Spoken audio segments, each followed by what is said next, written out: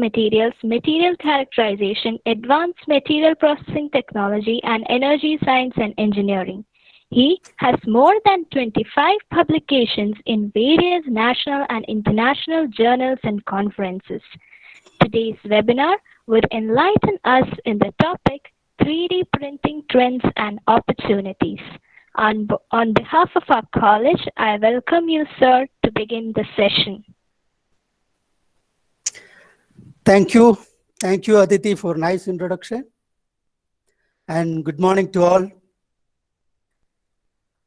Your chat box is open, so you can, any doubt or any questions, I guess you can access it and then communicate with me. So the topic is 3D printing, trends and opportunity. Once again, I am from King Khalid University, Abha. It is in KSA, southwest of KSA. So what you see here is nice photographs of Abha. Abha is the tourism capital of Arab world. You know, like all other worlds, like Kerala, all other parts of the world and Kerala, Abha also is affected with COVID pandemic. And, you know, these days are very difficult, very pathetic. And then we are all in a very distressed state, mental state. However, I assume that, all these days, all were very productive and creative by watching some movies, listening some music, enjoying some events. And I am sure that these days you might have come across some technical words like artificial intelligence, Internet of Things, Google means computer visions, internet connections, 5G or no, 5G is not yet penetrated. Samsung is on research, 6G research. See, these are the technical words that shows the trend of the current century. So we are here in the fourth industrial revolution. We say Industry 4.0. If you look at the contributions from different area, you can see there is an augmented reality, big data, autonomous systems, simulations, and it is industrial Internet of Things. And cybersecurity, cloud computing, all this have contributed the fourth industrial revolution. We say Industry 4.0. Now, you see, another major component, it is additive manufacturing. We say 3D printing or rapid prototyping. See, today's presentation, I'm not going for a structured talk, but I'll be touching the types and classification, various applications, so that you can understand the current trends and then opportunities. Okay, so let's see what is Industry 4.0. See, we are now in the 21st century. You just go back to a few centuries back. Industry 1.0, it happened in 18th century when large scale of mechanization happened because of steam and then water. And then in the 19th century, we have electricity and then assembly lines focusing for mass production.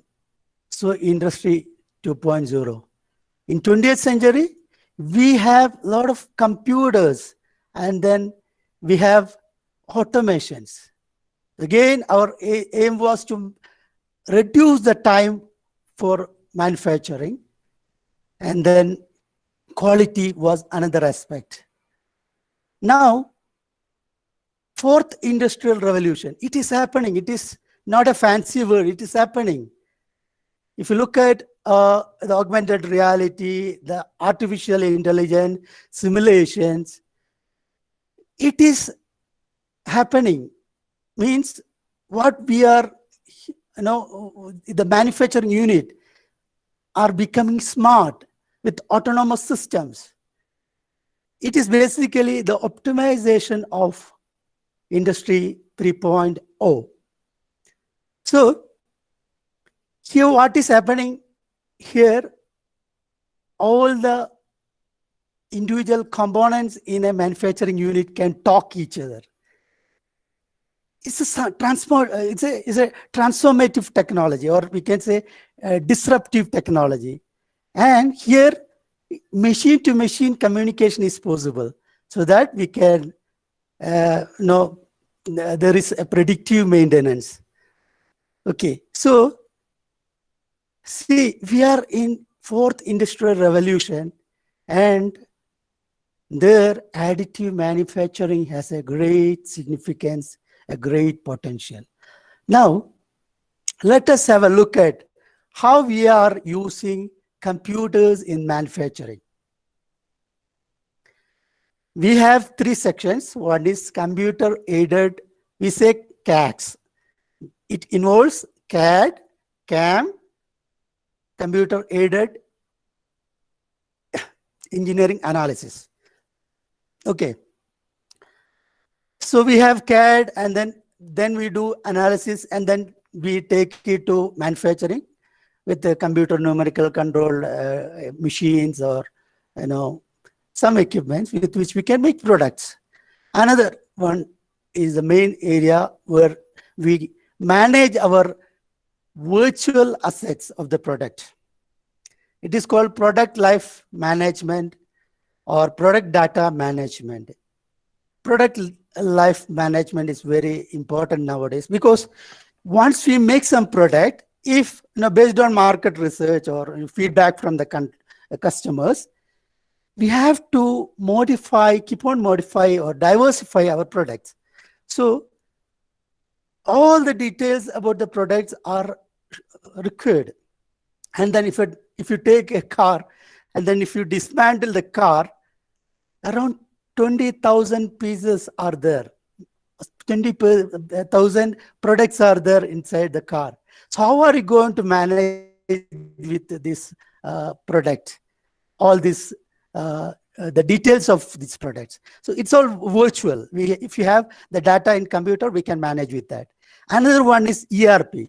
See, the physical product, what is happening, the maintenance, the repair, the delivery, the sale, all these things, if you can use with computer, then that is enterprise resource planning. It is called ERP. See, I am using all these words to make you understand how far we reached in manufacturing in the current century. Now, if you focus a little more, let us go back to some 18th century, wherein we don't have any computer. How the things will happen. There is a joke. A customer came with some product.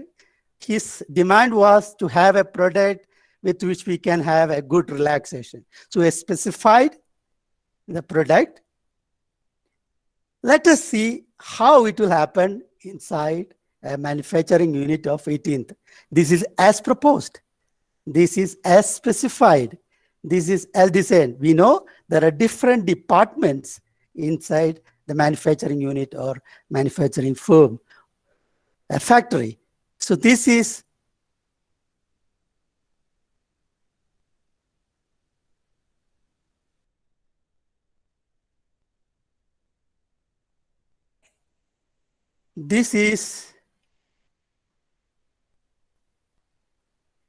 as installed, but actually what user wanted is this one.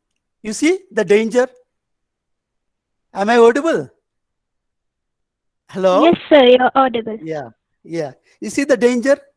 This happens because there is no proper communication.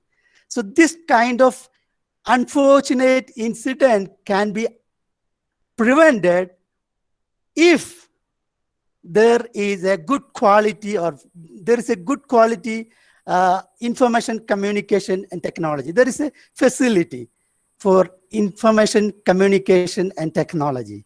Okay, this is what we say sequential engineering. We operate as a department. Now let us take to serial engineering. We say, let us take it to the another level where we use computers. We say concurrent engineering, or we say simultaneous engineering. You see the serial engineering. The funny thing is, everyone there's a wall between the department. We throw the things. Okay, we have something that is done by that particular department, you throw it to others. Like, pass the bowl. And then when the feedback comes, the same way it will return. So it takes a lot of time for the product modification, product redefining, or some repair is there. Everything will take long time. Now, if you take the concurrent engineering, here, all the department will coordinate. See, this is the advantage of ICT. If you have very good ICT, information communication technology, what will happen?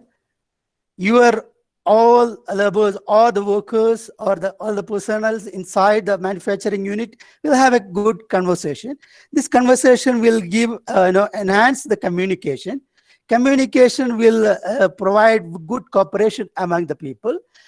All cooperation will lead to a very good coordination.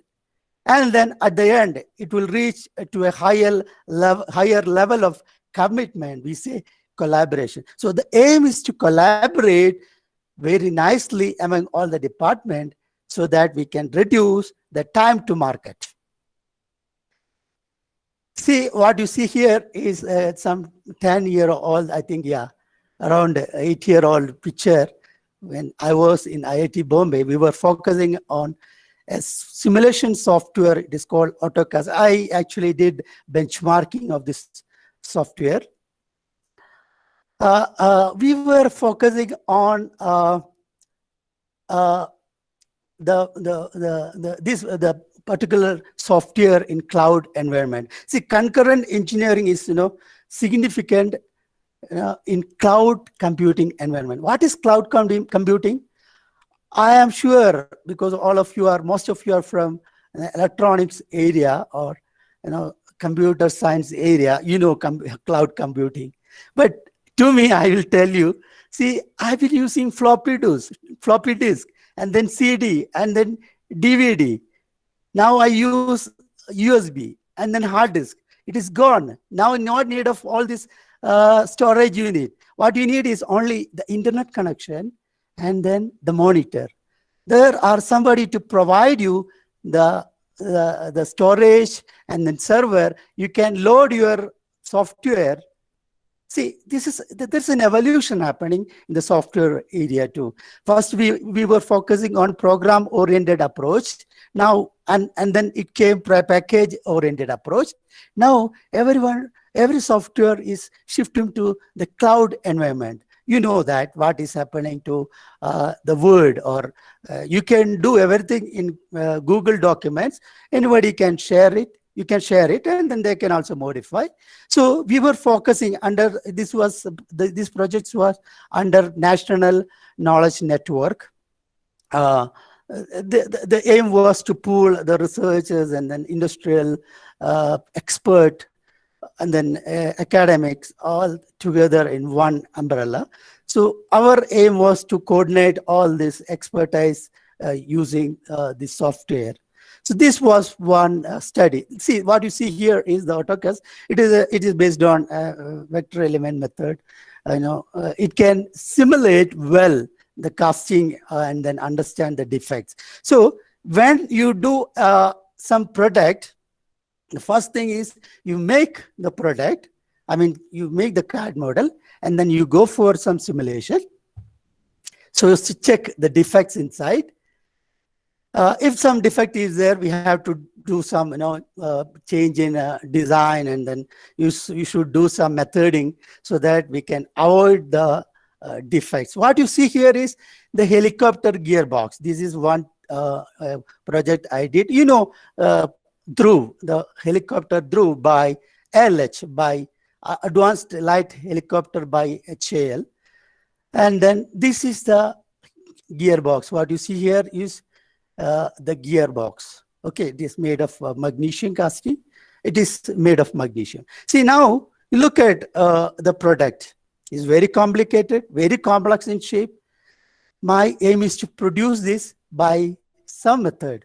Okay, so here I use casting. It is very cheaper if you are going for high volume production, and then it is very complicated. We cannot do it by machining. We have to go for casting. There are some manufacturing process. I'll tell you, I'll inform you about it. Now, let's see. So my aim is to make this product. So I have the CAD model. I have to simulate to understand the quality, and then I have to take it to some manufacturing. So what I do for the casting, if casting is there, I have to go for a mold. For mold making, I should go for a pattern. For pattern making, I go for rapid prototyping or 3D manufacturing, or 3D printing. Now, see, this concept is going. See, I'm doing a lot of tooling. Like, I have to make core printing, I have to go for molding, I have to go for pattern making. Now, think about, why can't I make this product directly? This is what is called direct manufacturing. Yes.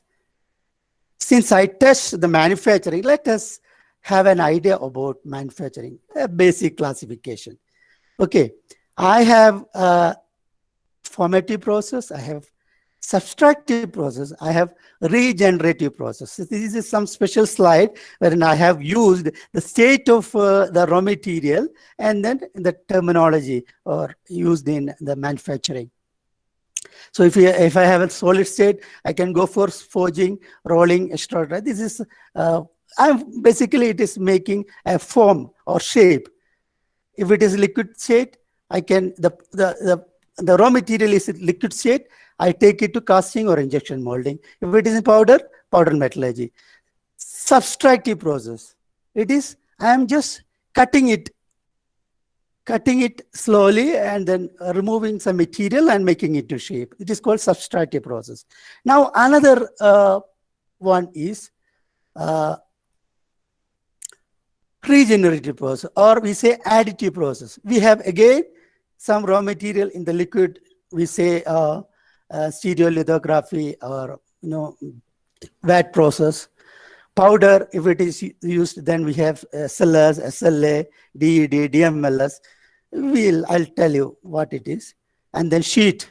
If we are using sheet, we say laminated object manufacturing. If you are using wire, we say FDM or FFF, we say, etc. So this is the basic classification of manufacturing process. What is that? Formative, subtractive, and additive process. Now, if you take, so this is how to choose the right manufacturing process. See, now the problem with 3D manufacturing, 3D printing, or we say 3D printing is the most commercialized version of additive manufacturing. Okay, so that's why we generally use the word 3D printing. So if you take cost per parts and number of parts, you have a lot of curves like this, beautiful curves. So we have formative, subtractive, additive. You see, if you are going for very high number of parts, it is always better. If it is wise, you take casting or injection molding, or if it is low volume, mid to higher volume production, you go for CNC manufacturing or CNC machining operation. But if it is very complex, you see the complexity, okay, the nature of complexity. If your product is very complex and then your number of parts is very less, I mean, very small in number, then it is always wise to go for 3D printing. So what are the advantages? We have short time, high yield and very good quality, high return on investment. And then nowadays, everything we put in terms of carbon footprint. So the 3D printing is consuming less energy. Again, depends on the technology. Again, recyclability. This is another important aspect. 3D printing, with 3D printing, recyclability can be easily achieved. This is the aim is to make this curve down. See the straight line what I shown here is little up. Now slowly we are taking this curves down so that this particular manufacturing process, or we say additive manufacturing process, has a potential to replace all traditional manufacturing process. If you take any market research or any Delphi survey or any internet, if you look at, it is, in fact, I should say it is 100 billion economy. There is an ecosystem already established. And you see, as per 3D print, they say that it will reach 80 million US dollar by 2021. The global economy will reach 21 billion by 2021. If you see the major players, US is there ahead, and then Asia, and then European Union. You see India's again, like usual, India is generally not good in value-added products. India is not yet started producing value-added products. There are very good products. We are actually good at making the products in very good quantity, not by very good quality. So there lies an opportunity. So here, if you look at the China, they are very good at reverse engineering, and then I should say they are very good in copying. So they are number one position in Asia. And then Japan also is there, South Korea, because these are the place where an internet connection is very good. So this is a constantly growing industry. Okay. Now let's see the evolution, because I need to touch a little bit about history. See, there are a number of companies evolved over the years. Some 80 to 100 companies are there. I have some companies, list of companies I have already. I'm showing you. You're seeing, right? Yes, sir. Hello? Yes, sir, we can. I just want to ask, in between, because I don't want to talk to computer. There should be somebody to listen, right? Yeah. Yes, Okay. I can understand. Okay, that's fine. So it all appeared, this technology appeared in 1980, and then it became operational in 1990s. Okay, so it is evolving. It actually, commercialization really happened when there is one is called self-replicating project. It's called RepRap project. It was coined by Dr. Adrian Boyer in University of Bath. Okay, his aim was to make a 3D printer with which we can make the product of that particular 3D printer. So that was the aim. Replicating. Okay, the components should be easily made. That was his aim. So, and then hacker community. See, internet is open. So all started pooling all the information, the drawings, the CAD models, all the softwares. So it became very common now. So what has happened? Additive manufacturing, initially it was called rapid prototyping. It is shifted to rapid tooling process, and then it is again evolved to direct manufacturing. We say digital manufacturing. Now it is on your desktop. That is, we are shifting to home fabrication, focusing on mass production and then mass customization. This is opportunity. Mass customization. That is individualization of the product. There lies an opportunity. So it is evolving. It should evolve. And then there is a well-established ecosystem. Now, let me take the classification of additive manufacturing process. Okay. See, if you search internet, you will be with a lot of terminology, because each of the companies will come up with some kind of technology, and to protect that technology, they will file a patent, and then they will be, it will be secured. So there are a lot of terminologies in additive manufacturing. The first one is the fused deposition modeling. It is again happened in 1980s. And then SLS, selective laser sintering, direct metal laser sintering, and then selective laser melting, electron beam melting, stereolithography, and then lens process, electron beam welding. All this, there are different terminologies.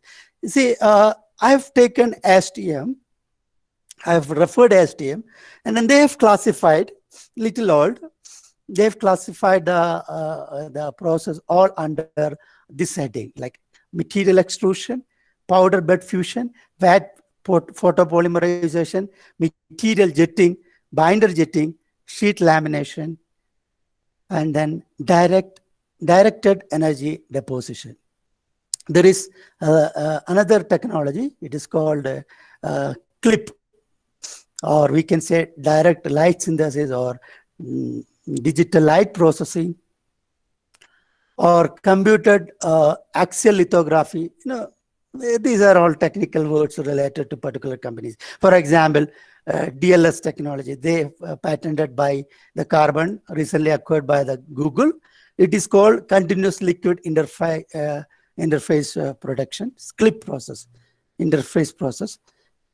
See, again, the printing can be classified by its dimensionality. Zero dimensional means I am printing at a point. A point is printed at once, and then it will continue throughout a period, and then you can get layers, you can get a volume, three-dimensional object. This is zero dimensional. So you have material extrusion, powder bed fusion. These are some technologies with which we can make the 3D objects by zero-dimensional printing. If you take wet polymerization, we get a sheet at once. Okay. So it is 2D, one-dimensional.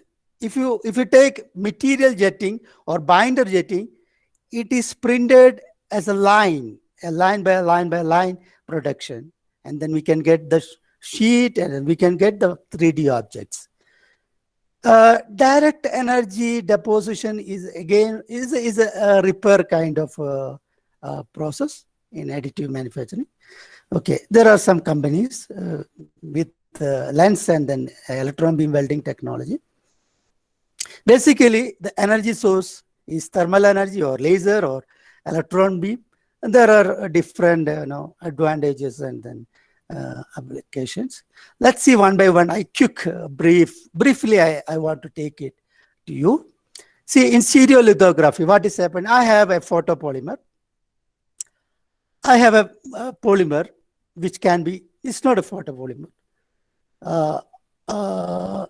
It is a polymer. It can be hardened by laser. I have a vat here, a vat full of resin. It is hardened by the laser. Okay. The piston will go down, and then one by one layer, I can get the product. So this is stereolithography. This is one of the first technology used in fact, rapid prototyping, the name came from the stereolithography, the technology. There are some disadvantages, limitation for the curing is required. Stability is again a problem, but very good, excellent. We have one printer, Formlab. It is by Formlabs. There are very good companies, 3D Systems, Zotrax, Materialize, Stratasys, they give products, 3D printer of this technology. We have the most commonly used, it is material extrusion technology. It is finite, it is, fused deposition modeling, or we say triple F, we say fused filament fabrication, or what is a free-form fabrication. See here what we have. I have a spool of filament. It will come through the extrusion head. It will be melted here, is liquefied, and then I can put layer by layer, I can make the sheet, and then I can make 3D objects. This is very common nowadays. It's very cheap, in fact. Now we can get it for, I think, 700 to 800 US dollar. And then there are very number of companies behind for this product. It is going to be the one, I'm going to buy, in fact, one for my house. It is going to be cheap, and then you can create your own parts whenever you want. So the interesting thing is you can use plastics, any kind of thermoplastics, or generally, when we focus the environmental aspects, we should focus on biodegradable materials. So we can use PLA, and then we can make 3D products like that. So we have to see here the problem is we cannot take it, some overhanging undercut is there. We should go for support materials. So there are some disadvantages with this stringing, poor adhesions, etc. Another process is digital light process. And this is, I've already mentioned, I can make a zero-dimensional printing. Now let's just say, I've already mentioned about stereolithography, wherein I can get the sheet. Now, why can't I make the 3-dimensional object at once? It is possible. This is the latest technology. We have a research in this area, volumetric additive manufacturing. See, here tomography. We have the image, 3D objects constructed by the scanning. You take it the other way. You divide the 3D object, and then project it in such a way that project it around the VAT in such a way that at once I can get the volumetric product. So it is called volumetric additive manufacturing. There are some technology, as I mentioned, CLIP, DLP, DLS, CL. These are some variation. Here we have to use photopolymer. It solidifies. The problem is that it is little weak. But nowadays, they are looking at the material aspects, and they're trying to overcome the disadvantages. There is one company called Nano Dimensions.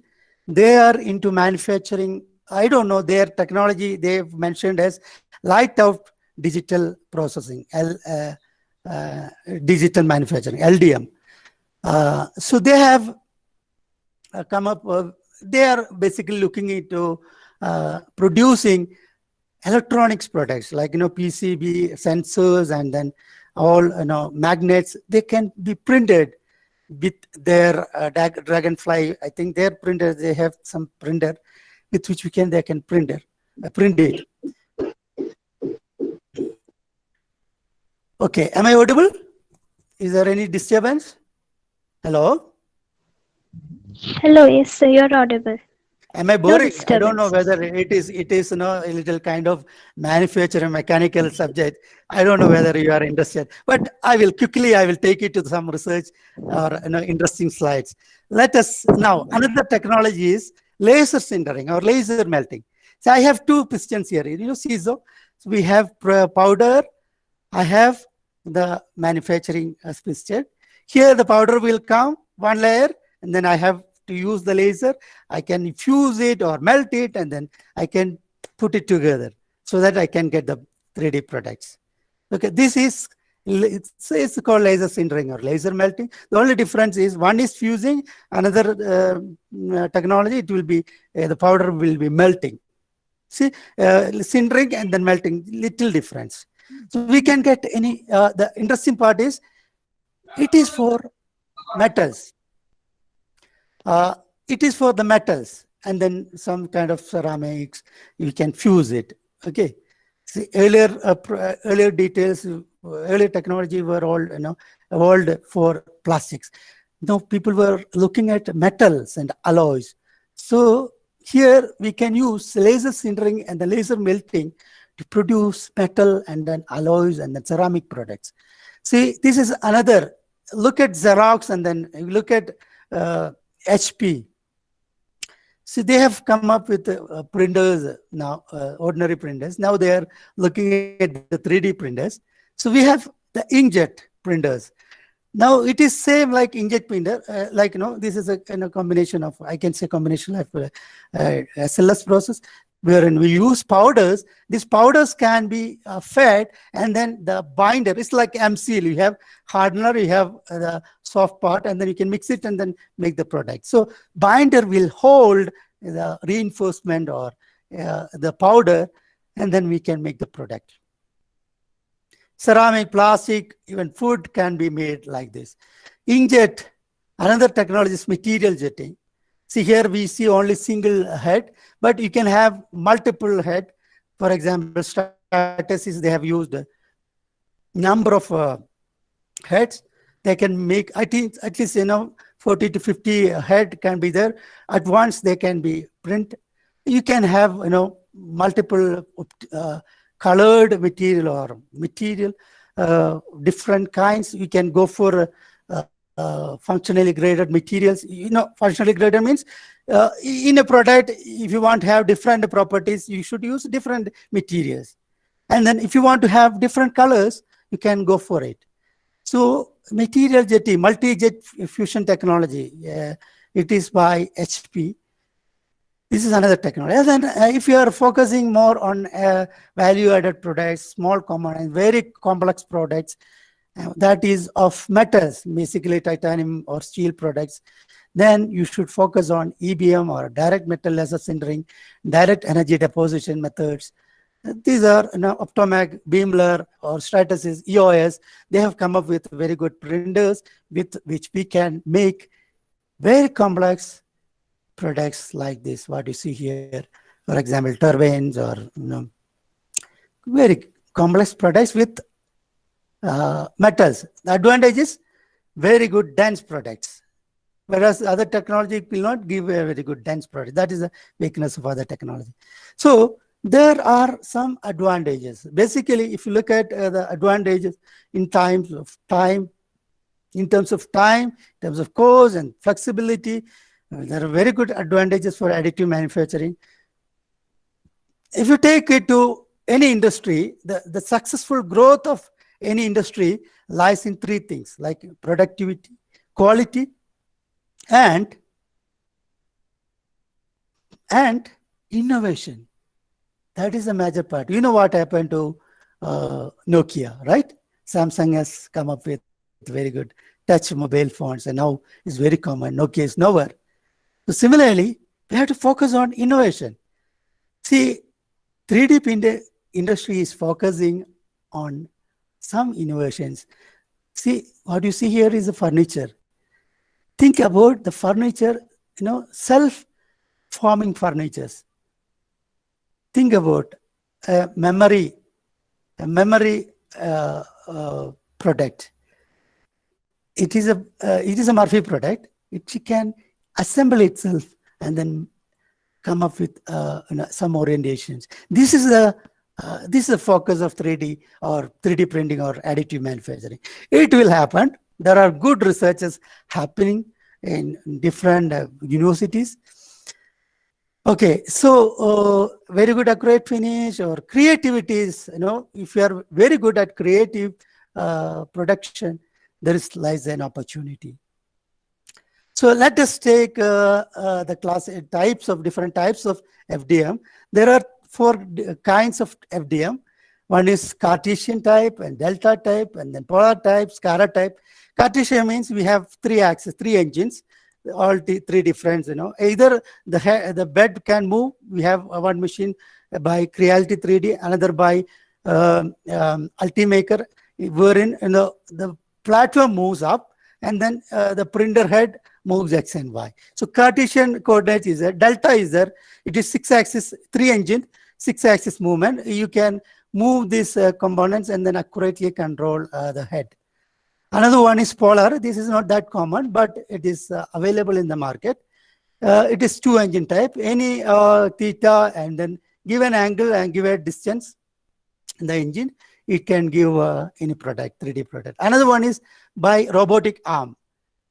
Okay, robotic arm, you can use and print it any shape. It is possible, any wax or clays or any fusing material can be used. So we have Vulcan 2 is coming here for making the house. We have 11-foot rocket cylinder can be easily made by using robotic arms. Now, latest research is on, can we print the print while moving? Like, you can use the robot autonomous system and then can we print it? This is a area now we are focusing. It is not that emerged. Very recently, they come up with this technology, but there is a great opportunity for research. There are hybrid printing technology too, FDM, SLA. If you mix it, there are atom 3 printer, FDM and inkjet. We can DaVinci. It is by DaVinci printer is by XYZ printing. If you are really interested in making toys, and then if you are a cosplay fan, then you can have different masks or different products like this. And then there's another company who came up with this 3D printing, laser engraving, CNC carving together with you can change the head. It is called SnapMaker. So there are some evolution happening. Hybrid, they are using this technology together. So basically what is happening, I have a 3D model. I have to slice it nicely. Basically slicing is an art. And then I am adding it layer by layer. And then I have to do some post-processing. If support is there, I have to remove the support. And then I have to use acetone or limonene or water to clean it and then make it to nice shape, shiny shape. So this is the logical process. So I have a 3D model. So how first process is 3D model generation. We say, how can there are 3 ways I can facilitate this part. Like 3D CAD model I can make, we say solid modeling. I can go for 3D scanning or light scanning, laser scanning, MRI scanning. It is basically called photogrammetry. Photogrammetry. It is there is an app in iPhone with which you can take different photographs. You can stitch it together, and then make the 3D object. There is an app in iPhone, recent app iPhone. You can with which we can make 3D object by taking snaps. Now this is what is called reverse engineering. I'm scanning it and make. This is actually, I have a product in my house or in my unit. It is made of metal. Now my customer want me to make it in plastic. How can I do it? I can scan it. Okay, and then the tangible object is made into intangible object, a CAD model. And then I can use it for making the concerned product, that particular material. So it is called dematerialization. So digitization and then dematerialization is happening. That is why the reverse engineering is very important nowadays if we have a complex product. But of course, there is a problem with property rights. Property violations are happening.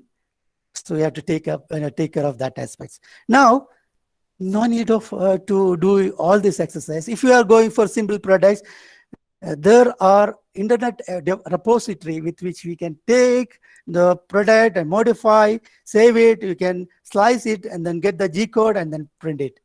So this is about reverse engineering. Now, see, we have to focus on 3D file format. See, generally, when I model, I generally have this kind of formats. I should use this kind of formats, and then I should take this STL format to the slicer. Generally, STL object or MF 3DP, these are the file format I should. It's basically additional information other than the geographical or geometrical aspects. Okay, some aspects that will take it to the machine. So what are the softwares used for 3D model generation? I have different softwares. Since we are professional, we have professional softwares, or there are different kinds of softwares, blenders, we have Rhino, we have Autodesk, we have blenders. There are different kinds of softwares with which we can, even SketchUp is there by Google. So we can use this kind of softwares. Tinkercad. Tinkercad is again based on cloud environment. We can use, go for 3D model generation. And then we can take STL file, take it to the same slicer software. Slicing is basically an art. It's not, you should take care of. Basically what we are giving the configuration and then manipulation details, object manipulation details to the machine. Toolpath, some kind of scaling, or number of pieces, or details of production like density, infill density, perimeter, the nozzle, etc. All these details will be given, support structures, all this given by the slicer software, and then it will be taken, it will be giving a G code. G code where it is used. It is for controlling the tool path of the machine. So we have a lot of repository in the, you can take a snapshot. This is a very good, interesting slide. You can take a snapshot. You get a lot of models with which we can play, we can go for 3D printing. Now, yes, I am here with our products. Let's see, this is COVID manufacturing. What is COVID manufacturing? COVID manufacturing means production of all kinds of product to fight against COVID, following, COVID protocol. So we have, initially we have come up with laser printing. We have acrylic sheet. Let me show you the small video. It is actually the laser, it is very easy machine with which we can etch, or we can carve, or we can cut whatever we want. Are you seeing the video? Hello? Yes, sir. You can see the video. Okay. So what we have done, some some models like this. I think video is not available. So I just, you look at my video is available. Yes, Are you sir, seeing my video? Okay, that's good actually, because I'm not seeing my video, because in Zoom means we'll have the video. See, I have we have different kinds of designs. So we have done this printing. This is printed, laser printed. I have a sheet. Here I'm not using a polymer. I have already a sheet with acrylic, and then I can have my own design, and then I can cut it. But the problem with this design is, this is a little bit brittle. So you can see it's breaking here, and then it is giving a sharp edge. So we have to go for smoothening it by putting some sponges. So this was, but we were lucky that we could get this machine so that we can make this kind of products. This is a face shield. This is a real face shield we produced by 3D printing. See, this is very easy. This kind of product can be made very easily. There are some good products by Prusa and some other companies, but it's all patented. So we have come up with our own products. So we have gone for stacked production. So we have used FDM printer. You see, yes, we have. Okay. So we have this particular software. I mean, the FDM printer. This is Creality with little cheaper. Around, see, interestingly, what happened? See, we are all engineers. The product came as a kit. So we assembled, because during the COVID time, no engineers will come to install your machines. We have handbook. Then we have a group of 10 members. We have assembled the machine. We have experts. So we have assembled, and then we made it happen. So this is I hope you could understand what is this. We are going for stacked production. Like, we have to, we can give 0.5 mm gap, and then we have to remove one piece by piece. Stacked production means, we can use different polymers. See, I can have stacking like this, 10 pieces at a time. It was taking around 7 hours. It's still going on. This project is going on. We made it for the Ministry of Health, for health professionals, for passengers, for customer care people. They were in demand of face shield. It's important to protect the eye. Okay, so we were very successful making this kind of products, and then it's going on. We are almost achieving our target. So this is one product we were involved. Another product, we used Formlabs for making this kind of swabs. Swabs? What is swabs? Swab sticks can be easily produced. Like, see, we have to focus. We have to take care of the material. It should not break inside the nose, nasal cavity, nasopharyngeal cavity. There was an incident. So we have to focus on material also.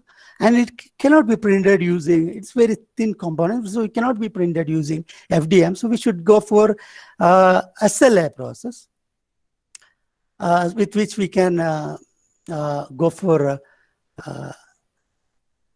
photopolymer, and then you can cure it by laser, UV laser, and then get, this is a batch of swab sticks. And then you can take it is for taking the sample, you can take the swab, and then you can put it in the specimen collector, break it, and then take it for the testing. So this was in demand. We have the lab here. Our lab is, with around 15 machines. And then, we were focusing on goggles also, but it was not successful. Here we scanned the goggle with HP.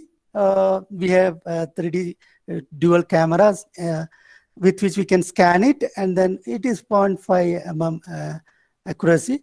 We were trying to produce, but it was not successful. The ministry didn't accept. Nylon with the nylon, because they were focusing with the transparent and then flexible material. We could not make it. It is brittle if you make it with ABS or PLA process. We were also doing some products like splitters.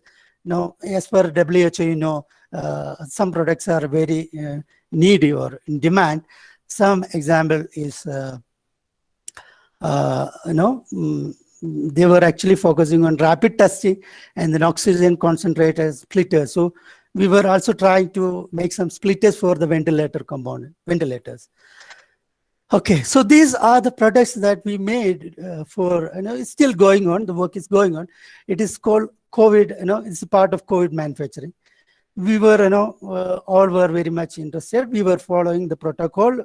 We are doing the product making, or we are doing all this exercise in a shift, so that there is not much, mingling, or there is not. But we are communicating through WhatsApp, and then updating everything, all the work.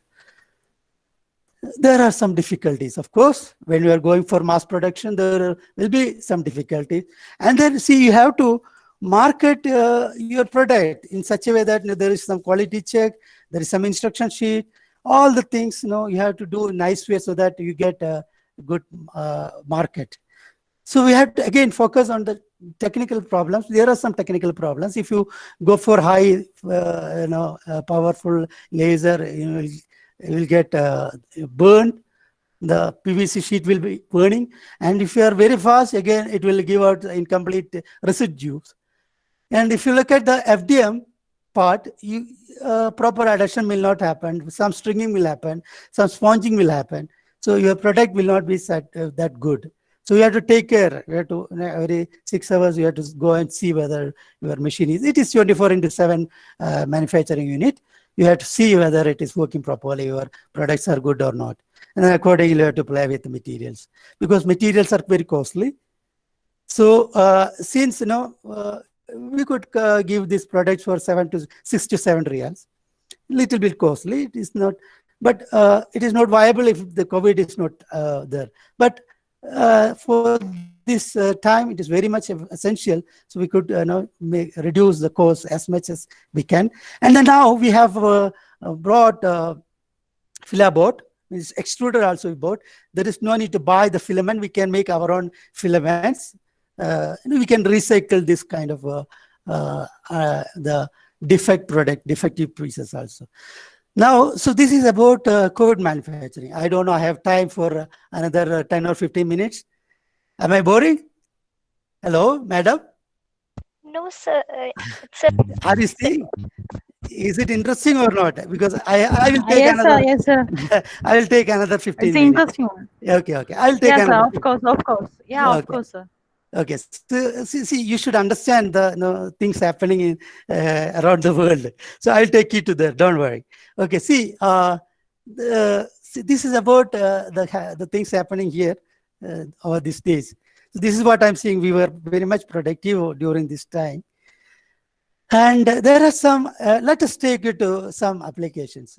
See, if you take it to the education, there is huge potential for this particular manufacturing, 3D printing or additive manufacturing. There's huge potential in education, basically to make pedagogical tools.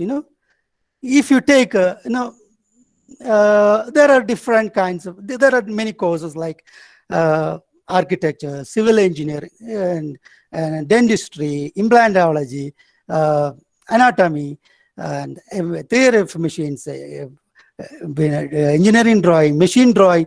All these courses has got a direct benefit from this particular technology, because we can make a lot of learning tools out of this technology and use that for the learning teaching learning process. Okay, let us take a quickly let us take some applications. See, this is a new campus. We have a new campus coming up in very good campus. So we were focusing on elevation modeling. Like there are different the terrain is very complicated terrain. So we have to see how can we make the things in different terrains. So elevation modeling in architecture is a good application. Yes, another thing is education. If you take, see, in schools, if you take it to the school now, we follow STEM. We say science, technology, engineering, and mathematics. It is little old. Now we are shifting it to the framework we call STEAM, science, technology, engineering, arts, and mathematics. Okay, so what is that? STEAM education framework, is what it means science and technology is interpreted in engineering and math, all based on mathematics. So mathematics is important. Why it is important? What you see here is, one geometrical feature. In fact, see, nowadays jewelry manufacturers are very much behind mathematics. Why? Mathematics, is a tool with which we can make very good surface, very good planes, or very good geometrical aspects with some equations. And then these equations can be easily interpreted or visualized using Mathematica or, Z 3D Morph. There are some softwares with which we can visualize. And then these geometrical features can be taken to jewelry manufacturing. So this is the aspect. So see, the art is coming. So art is a major part of education now. See, it enhances the the creativity among the students. So if you take I just want to give more importance for the art. We have science, engineering, and technology and art. What is science? Science is the creation of the knowledge. Engineering is the creation of the working things. Technology is creation of products and services. And then art is creation of aesthetics. So we have a great opportunity waiting here at these intersections. You see, you should explore that area, and then you can even, this union will give you the patterns, I'm sure. There is no doubt about it. So the education system, should be oriented towards the arts. So there's a great words from, there are some words, very good words from Aristotle. Educating the mind without educating the heart is not education at all. So you should be good at art, because scientists think one part it is all for the science, other part is of art. If you are good at art, you'll be very creative. So this is what I want to say. Give more importance to the art. You'll be more creative. So we have a pedagogic tool. I teach, engineering drawing. Here, I used to ask my students, why we learn engineering drawing or machine drawing? The answer lies in one simple phrase, Chinese proverb. What is that? A picture worth 1,000 words. So we can minimize the words if you study engineering drawing. That's the beauty. So here I have a problem. If I cut and then I'm telling the students to draw the cross section or the assembly, they are not in a position. So I have to enhance their imagination. How to do that? It is possible by 3D printing. So I should say 3D printing is worth 1,000, no, it's million words. Okay, I will take to another. See, what is the aim of education? We have in the primary, upper primary schools, we learn about data, and then we know the information. If you process the data well, we get the information. If you connect the information, we'll get knowledge. And then in an engineering college, our aim should be to go for the wisdom. We should provide the wisdom to the students. This is the cognitive pyramid. See, what is, it is as per the Bloom's taxonomy. See, earlier it was synthesis here and then evaluate. Now it is other way. You plan, you evaluate everything and go for creativity or creating something. So it is possible with now the latest technologies. See, this is one, and this matters. Everything matters, for the graduate students, because we have to make them do we have to apply their academics in their capstone courses. Capstone courses means the graduation projects or some pilot projects. So this is one kind of project, prototyping. This is a turbine blade by our students. We can be kept besides the road with which we can generate electricity. This is one example. So there can be many such prototypes. Now, if you take any accreditation system, they are more focused on design-oriented courses. So we have to give more focus on realistic constraints and then design-oriented problems. So that our students can be very creative. They can. So this is another very interesting news-breaking models. We have Neura e-bike, fully made of polymers, 3D printed material. Another one is by Predator, this is Chinese company, Makati, and a Japan company. They are now almost all products, all the components of the drones or can be made. Another one is GE. GE has come up with the RPA, remotely piloted aircraft, all made of metal parts. And there is a threat here. You see, we can make the gun out of polymers, and then it will not be detected. So there is a great threat also. You can make dangerous things out of 3D printing. And then even see, there are some news breaking models like largest 3D printed boat also can be printed. And then there are 4D printed wearables by nervous systems. If you I'll just scroll it. See, they are making this kind of interconnected product.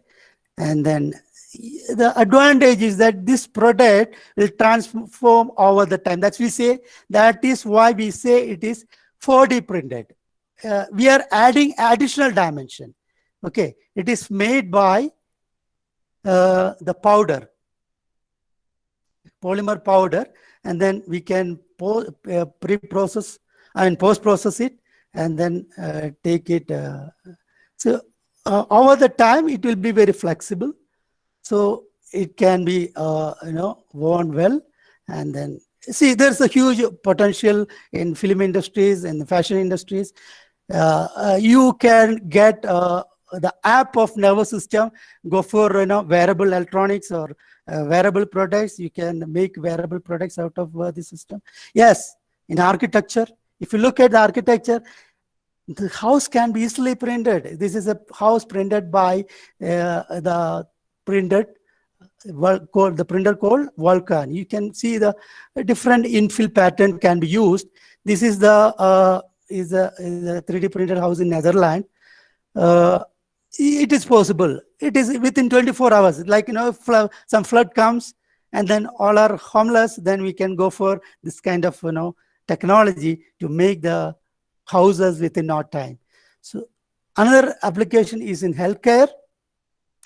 This is one project I was involved in IIT Bombay. Now the center has come up with very good cheap medical products. It's called Vedic. You can have a search in the internet, and then you see our focus was to go for cosmetic reconstruction, medical silicone products like ears and nose, and can be made like humanly appearance, with the human appearance.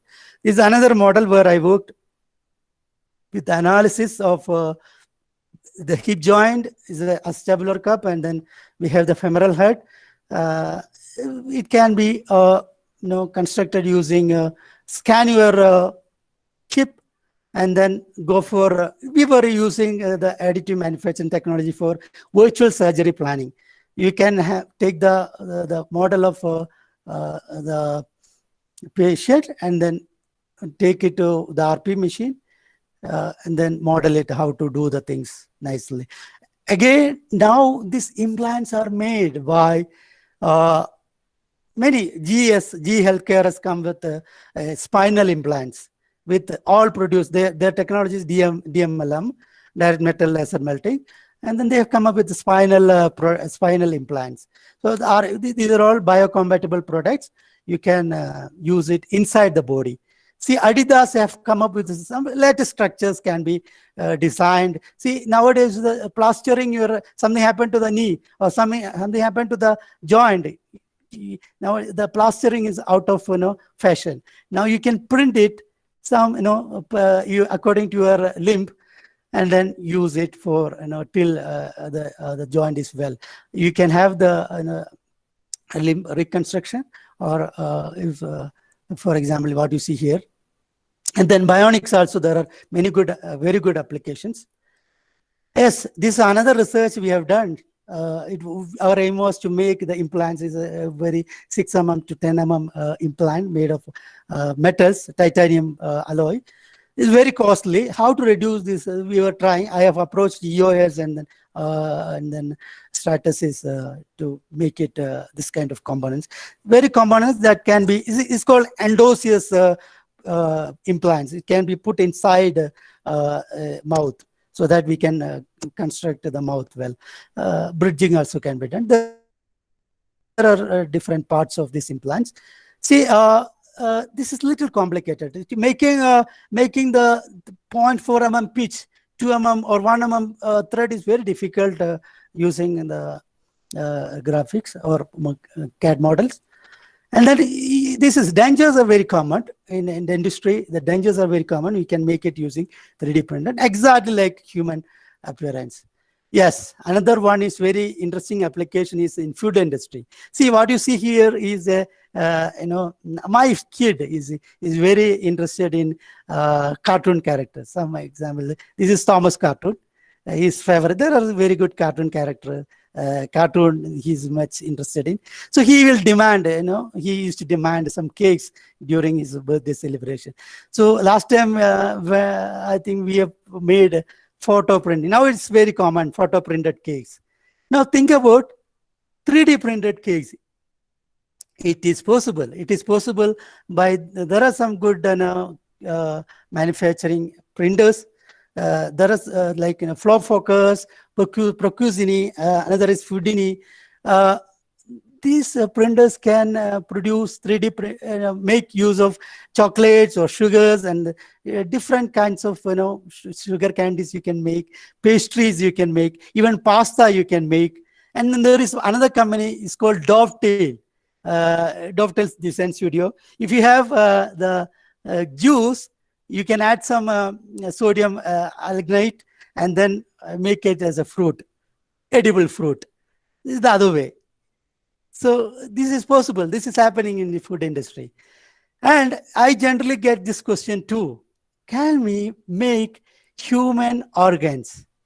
Yes, research is going on. And then we have achieved a lot. Like, nowadays we can print the blood vessels and then cartilages, even meniscus between the joints. We can print. This is actual, 3D printed living cell, liver cell already made. People are focusing on heart cells. Here, we cannot directly print. It's a complicated, intelligent process. It is intelligent process. So what we do here is use bio-ink, and then we make scaffolds using the 3D printer, and then use the scaffolds for the cells to grow, and then you can use the bioreactor, because this organ need oxygen or proper environment for it to grow. So it is happening. And then the engineering, tissue engineering, regenerative medicine, you go through it, you have you will be amazing to see the things happening around the world. Yes. So this is a famous dialogue. I think I should stop. Wherever you go, I am there. See, robotics, you see, it is very complicated. You have to embed the sensors. It should be very lightweighted, or it should not bend, or there are some technical features. So accordingly, you have to make the product. Yes, you can go for functional products. Yes, this is another application. See, what you see here is a functional product. See, if you are making with other technology, you have to make number of components and assemble it. So the assembly is made easy using 3D print. You can print at once, all the components at once. So that is the importance of 3D printing. So yes, there lies an opportunity for pet lovers also. This poor eagle was shot, and then beak is gone. So it is 3D printed beak. You can fit it. So that way the eagle was in good condition. Yes, of course, you can manage your interiors, or you can manage your kitchen by you creating your own themes. This is another product I came across. This is the tire, airless tires. Yes. So we are with another big project. It is a 2-year project. It is called CubeSat project, satellite communication. We are planning for education software, education satellite. What you see is some subcomponents, and you see this satellite is just one unit. One unit means 10 centimeter into 10 centimeter into 10 centimeter. So we have to accommodate all the components inside. So 3D printing has an opportunity to make or ensure that all these components can be fitted inside properly. So this is a great opportunity. So we are into the prototyping of software. This is an act to approve is because it requires a lot of fund, and then unfortunately we are in trouble because of COVID. But I'm sure the university will provide us a very good fund for this. We are into that. We are going to launch a satellite. This is a KK CubeSat. It is going to be the first of its kind in Saudi Arabia. So these are some of the research, ongoing research. If you are interested in collaborating, you are always welcome. My email ID is here. Some of the research is microfluidics and then residual stress measurements, then dynamic mechanical analysis of the 3D printed components, product development, as I mentioned, implants and bionics is going on, and another paper is on the way. It is by collaboration with the Kannur Engineering College. We are focusing on volumetric additive manufacturing, and then material development. Self-assembly. If you look at the MIT, there are good products by Shape Memory Polymers. They've come up with very nice technology, nice products. Okay. Again, use of renewable energy. Yeah, design for 3D printing is also very important. Elevation modeling. These are the main things. So let me stop here by putting a nice phrase. The purpose of education is not to create learned people, but learning people. I've been exploring the details. I am sure I have shared a lot of keywords to you, a lot of information. I don't know, but to conclude, I say I am sure that I have taken you to the different classification, different applications, different types, and then the opportunities in 3D printing. Okay, so let me stop here. So stay home, stay safe. We can overcome COVID, expect good future. No, we should go for continuous learning. Okay. So much. Live as if you are going to die tomorrow. As if you are going learn as if you are going to live forever. That should be the aim. Continuous learning is required, and then this is a humble effort from my part to educate, to make you learn about different aspects of 3D printing. I hope you are satisfied. Let me stop, madam. Yes, thank you so much. Yes, sir. Yes, sir. Yeah. How was it? I was boring. Superb class, sir. Sir, superb. Class was superb, sir. Really superb. Thank you very much. Let me take to my meeting. Yes. Okay. Am I visible now? Yes, sir. So we are having a question and answer session. So just check out. Yeah, welcome. Welcome. Yes, yes, welcome. How many? Yeah, there are a lot of questions, I guess. I didn't see the chat box.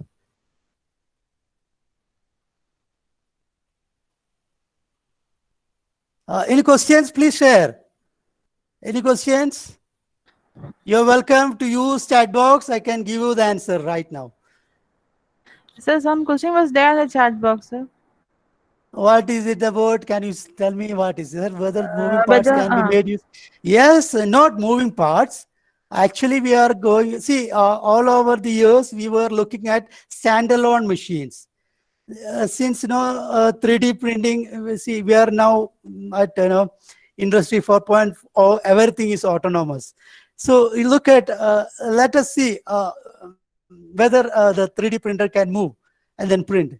There is a great opportunity. Like robot can move and then print. So it's again, it will be very much complicated if you print the moving parts. Instead, the part will be standalone, but you can move around and print it. So this is the latest technology. We have to focus. Okay, am I satisfying him? Can it be possible to print a human knee? This is yes. There are resurgeries happening. Actually, I was involved in one project with which we can replace the knee joint and then hip joints using biocompatible materials. Earlier, we were producing implants, this femoral head, and then we use ultra UHMWP. What is that? Ultra high molecular weight polyethylene. As an acetabular cup. And then femoral head is by titanium chromium alloy. And it is possible to print nowadays. Earlier, we were not able to print, but we were trying to make these implants and then putting inside the patients. Now we can easily print it and then make use of these implants. Even spinal implants also is possible. Healthcare is with spinal implants. Is there any other question?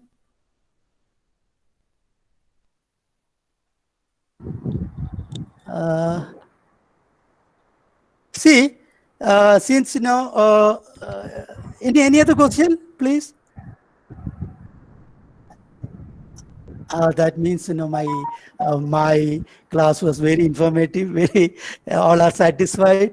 There is no questions. Okay. Since Sir, all of hello, you sir. Yeah, please. Sir, it was a very informative section, sir. Thank you, sir. Thank you, Lord, sir. Okay, thank you. I have a question, sir. In your company, the design, whether the design were made by yourself or it is from anywhere else? What is that?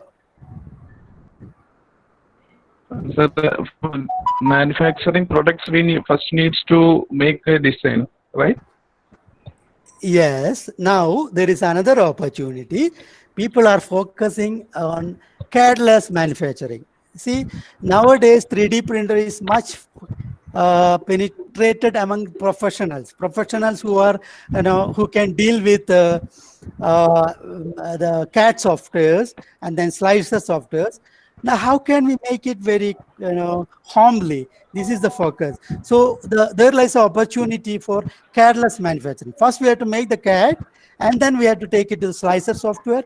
We have to give support and then slicer details, and then we can create G-code and then go for manufacturing. This is what. Okay, sir. Sir, the number of, for the economic point of view, the number of products obtained from this is very low, right?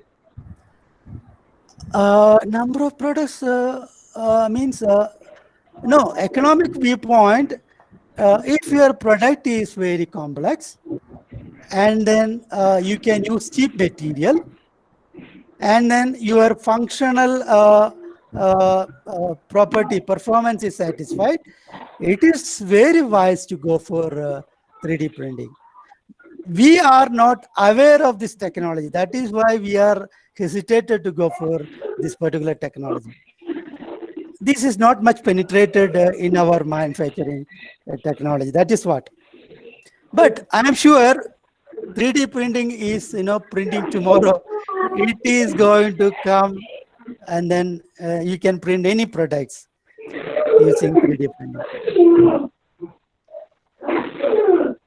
Okay, sir. Thank you. Somebody is there. Slicer software actually comes up with a different machine. For example, we have Prusa machine, we have Prusa slicer. You can use, there are different slicer softwares available. For example, in a Simplify 3D, the Cura is also good.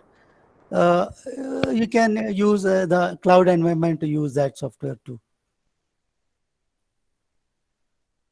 Okay, so did I? So, Yeah. sir, time's up, so we need to wind up. Let me put you, since all of you are from electronic and communications, there are some good opportunities, for think about autonomous 3D printing system, like using Internet of Things or artificial intelligence in 3D printing. Another area we can focus is steganography. You can use cryptography for slicers.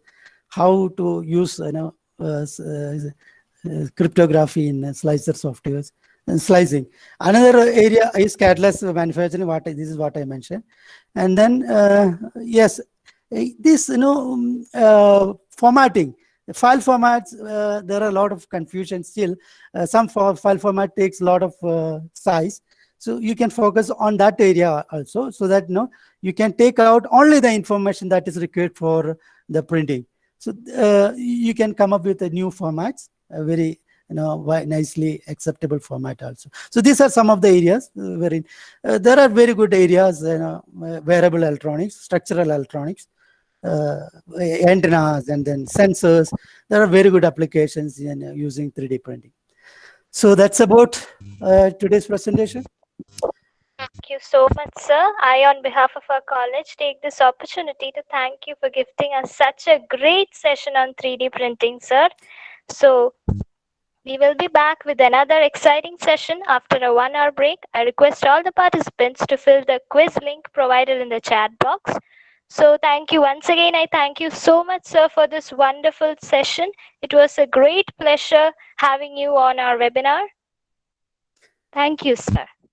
Thank you, Aditi, and then thank you, Simi Madam, and then Principal of college. I thank all of the participants for patient listening. I hope I was not boring. If anything, you can always contact me through my email ID. So once again, happy days, keep you safe, be happy with your family, enjoy the days. Thank you. So let me leave. Okay, sir. Thank you, sir. Thank you very much. Okay. Okay.